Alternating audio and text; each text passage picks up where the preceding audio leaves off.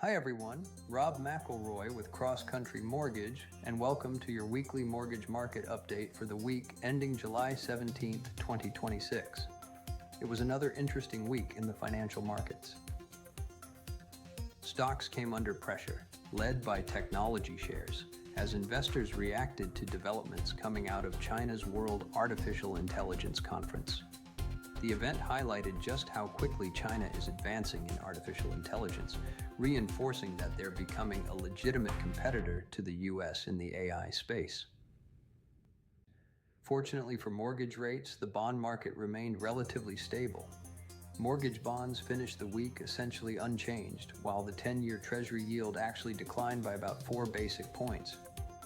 Oil, however, moved higher, climbing nearly 5% to just under $83 per barrel, and that's something we'll continue watching, because higher energy prices can create additional inflation pressure. One of the week's biggest stories came from Dallas Fed President Lori Logan. Logan delivered some fairly hawkish comments. She believes inflation remains too high. Getting all the way back to the Federal Reserve's 2% target may require another interest rate hike. She also described today's labor market as solid.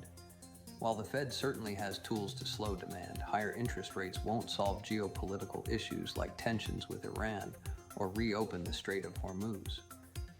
They can reduce inflation by slowing economic activity, but that also raises the risk of recession. That's the balancing act the Fed continues to face. Housing data also reinforced a trend we've been discussing for quite some time. Pending home sales fell 5.4% last month as buyers who were shopping during May and June encountered higher mortgage rates. Housing starts grabbed headlines with nearly a 20% increase, but here's the important part.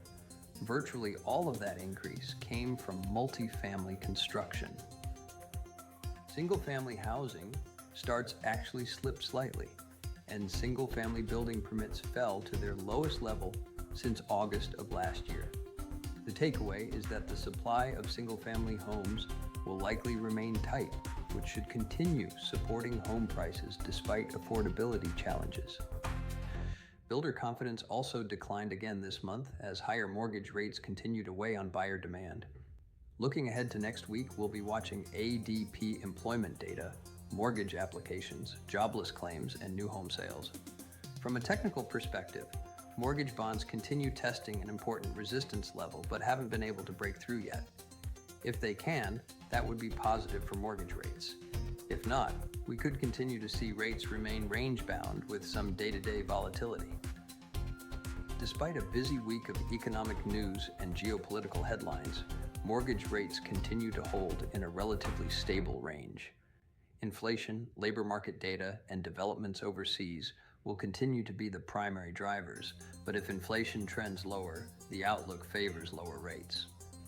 If you're thinking about buying a home, refinancing, or simply want to know how today's market affects your situation, I'd be happy to help. I'm Rob McElroy with Cross Country Mortgage. If you found this update helpful, please give this video a like, subscribe, and follow. Thanks so much for watching, have a fantastic weekend, and I'll see you next week.